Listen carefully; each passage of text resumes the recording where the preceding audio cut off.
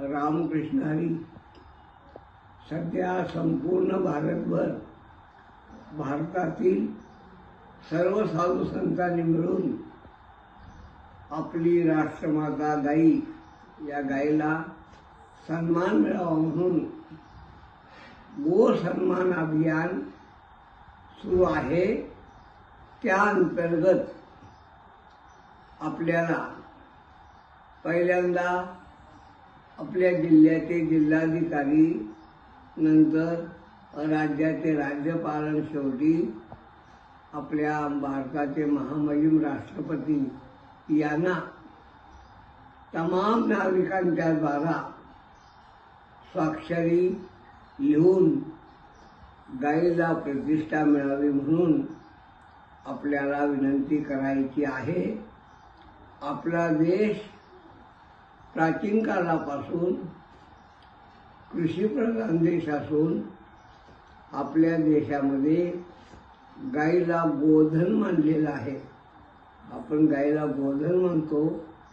या देशाची समृद्धी केवळ गोधनाच्या द्वारा झालेली आहे।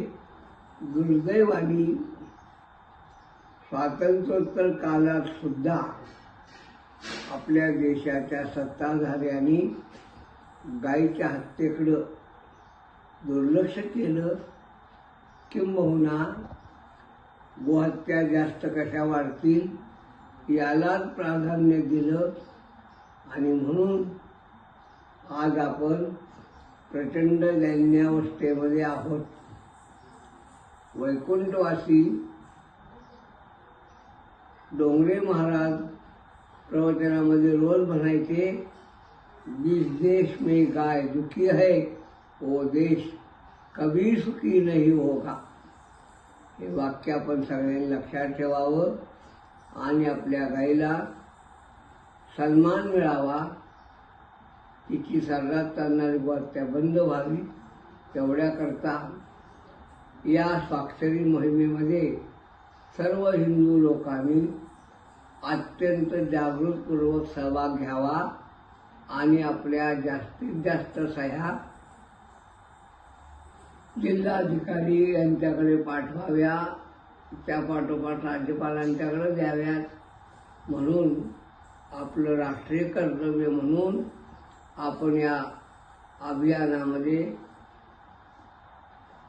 सहभाग घ्यावा आणि आपल्या सरकारना गोमाता ही राष्ट्रमाता आहे असं घोषित करण्यासाठी प्रवृत्त करावं।